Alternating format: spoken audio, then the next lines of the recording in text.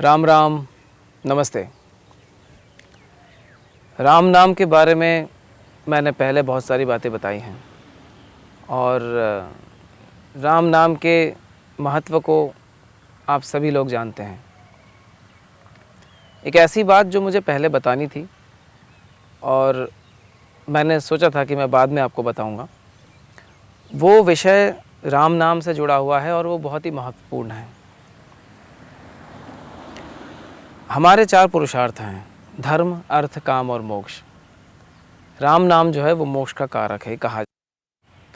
पर मोक्ष के अलावा जो धर्म, अर्थ और काम है, ये कहाँ गए? तो इसका मतलब राम नाम में तीनों निहित हैं। राम नाम इन तीनों को समेटते हुए आगे चलता है। राम नाम जो है ये इन तीनों का संतुलन है। अब ये कैसे समझेंगे आप? देखिए, फिर हमें मातृकाओं पे जाना पड़ेगा, क्योंकि इन सभी नाम में जो भी भगवान, जो भी देवताओं के नाम हैं या जो भी मंत्र हैं या जो भी हमारे अक्षर हैं, वो हमारी वर्णमाला से ही निकले हुए हैं। और वर्णमाला मतलब मातृका। तो अब राम को समझते हैं। र है, र अर्ध मात्रा में है, म अर्ध मात्रा में है, 2 अकार है और 1 आकार है। यानी कि अगर देखा जाए तो र अर्धमात्रा है, उसमें आकार है, तो वो र बनाता है। जब उसी का हम विस्तार करते हैं, आकार बना देते हैं, तो वो रा हो जाता है। मतलब एक अर्धमात्रा है र, आकार है, म अर्धमात्रा है और आकार है। ठीक है, तो रा म। र जो अर्धमात्रा है वो अग्नि का कारक है। मैंने पहले बताया कि र अग्नि बीज है। अग्नि जो है वो धर्म का कारक है।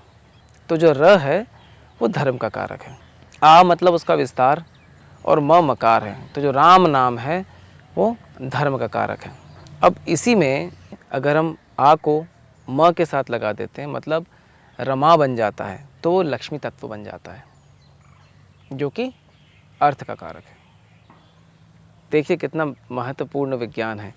राम है, र अ म, या अर्धर आ और अर्धम और अ। ये जो राम है ये धर्म का कारक है। इसी को अगर हम बदल दें, आ को पीछे कर दें, रमा कर दें, तो वो लक्ष्मी बन जाएंगे, अर्थ का कारक है। अब हम म को पहले ले आते हैं। आ जो विस्तार है उसको म के साथ जोड़ देते हैं, माँ हो जाएगा और र हो जाएगा, मार। मार कामदेव का नाम है, जो कि लक्ष्मी के बेटे हैं। अभी काम के कारक हो गए।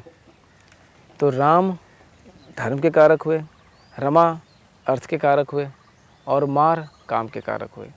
तो धर्म, अर्थ और काम ये तीनों इसी नाम में छिपे हुए हैं।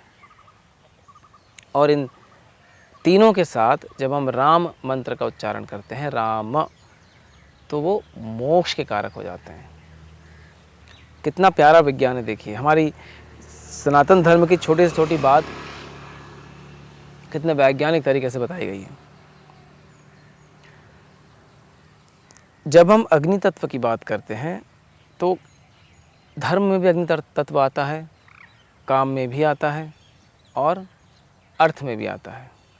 क्यों आता है अर्थ में? देखिए, धर्म तो समझ में आया कि जो धारण करते हैं वो धर्म है, तो अग्नि तत्व से धारण होता है तो वो धर्म कहलाएगा।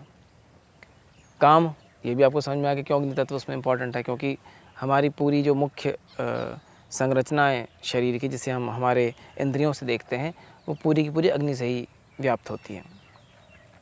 तीसरा जो तत्व है जिसे आप अर्थ कहते हैं, वहाँ पे क्यों है अग्नि तत्व?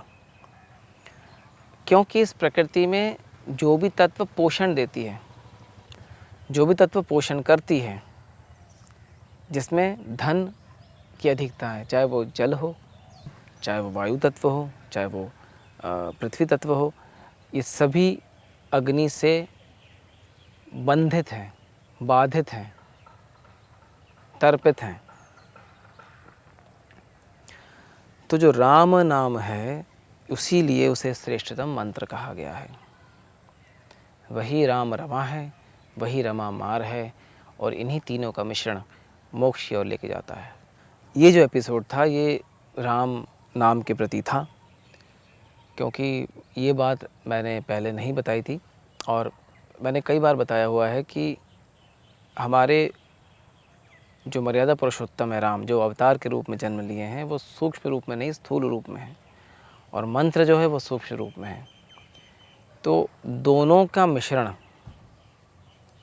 मिश्रण ही राम तत्व को पूर्ण रूप से जागृत करता है। सिर्फ राम के मंत्र पर और राम के सूक्ष्म रूप में आप बिना स्थूल रूप के वो अवस्था नहीं प्राप्त कर पाएंगे जो राम के स्थूल और सूक्ष्म दोनों को मिलाकर कर पाएंगे। या अगर आप सिर्फ स्थूल में चले गए, सूक्ष्म में नहीं गए, तो भी आप उस अवस्था में नहीं प्राप्त कर पाएंगे। इसीलिए कहते हैं हनुमान जी ने राम को अपने सीने में धारण किया था। मतलब वो उनके इष्ट थे ही, पर उन्होंने उसको धारण किया था और उनके उस रूप को भी धारण किया था। तो इस चीज़ को समझाने के लिए मैंने बहुत छोटा सा एपिसोड बनाया है, ये कोई बहुत बड़ा एपिसोड नहीं है। और मैं चाह रहा था कि एक बार एक लाइव सेशन रखा जाए, तो बहुत जल्दी मैं लाइव सेशन रखूँगा। हो सकता है कि मैं बहुत अर्जेंट बेसिस पे रखूँ, आपको कम समय मिल पाए नोटिफिकेशन के लिए, ठीक है, क्योंकि मैं अभी ट्रैवल कर रहा हूँ और मैं बहुत एक्सटेंसिव ट्रैवल कर रहा हूँ। मतलब ये समझ लीजिए कि समय की बड़ी मारा मारी है, ठीक है। तो एक और अवस्था ये है कि जब आप राम नाम को जपते हैं या राम नाम के साथ जुड़ते हैं, तो आपके अंदर बहुत सारे बदलाव आएंगे, बहुत सारे। और इसमें ऐसे बदलाव भी आएंगे जो आपको समझ में नहीं आएंगे कि ऐसा क्यों हो रहा है, क्योंकि ऐसा कभी आपने पहले महसूस नहीं किया होगा या आपने नहीं इसके पहले कभी, क्योंकि मैंने कहा ना, राम नाम के साथ कोई दीक्षा नहीं जुड़ी है। राम नाम की कोई दीक्षा नहीं होती, राम नाम सब जप सकते हैं। ये एकमात्र ऐसा मंत्र है, एकमात्र ऐसा नाम है जिसकी दीक्षा की आवश्यकता ही नहीं है। बाकी दूसरे नामों में थोड़ा बहुत दीक्षा की आवश्यकता कम या ज़्यादा पड़ती है, पर राम नाम में, और अगर आपको इसका उपयोग करना है, अगर आपको इसका वैज्ञानिक उपयोग करना है, तो इसे क्रियान्वित करना होगा, मतलब करना होगा। ये थ्योरेटिकल नहीं है, इसको थ्योरी में नहीं समझा सकता, इसको करना पड़ेगा, ठीक है। राम नाम के साथ और भी बहुत सारी भव्यताएं जुड़ी हुई हैं। जब आप वो करना प्रारंभ करेंगे तो धीरे धीरे आप स्वतः ही समझते चले जाएंगे कि क्या क्या भव्यताएं जुड़ी हुई हैं, ठीक है। चलिए फिर आपसे आज्ञा लेते हैं आज, और एक दूसरे विषय के साथ हम बहुत जल्दी आपसे जुड़ेंगे, ठीक है। चलिए फिर, राम राम। इसी और एक चीज़ और है कि आप ये गुड मॉर्निंग गुड इवनिंग ये सब बोलना बंद कर दीजिए, इसका कोई सेंस नहीं बनता है। तो नमस्ते बोल लीजिए, या उससे भी श्रेष्ठ है कि आप राम राम बोलिए। और ये हमारे भारतवर्ष के हर कोने में बोला जाता है। ये ऐसा है जो आप उत्तर में जाएंगे तो वहाँ भी बोला जाएगा, दक्षिण में भी बोला जाएगा, साउथ में आप जाएंगे एक्सट्रीम में, वहाँ भी बोला जाता है, वेस्ट में भी बोला जाता है, ईस्ट में भी बोला जाता है। आप कहीं भी जाइए, आपको राम राम बोलिए, वो राम राम करके जवाब देगा। तो ये गुड मॉर्निंग गुड इवनिंग ये सब बोलना बंद कर दीजिए, इससे कोई लाभ नहीं होने वाला है। कोई बोल रहा है तो उसको पलट के राम राम में जवाब दीजिए, फिर देखिए वो क्या करता है, ठीक है। चलिए फिर आपसे आज्ञा लेंगे। राम राम, नमस्ते।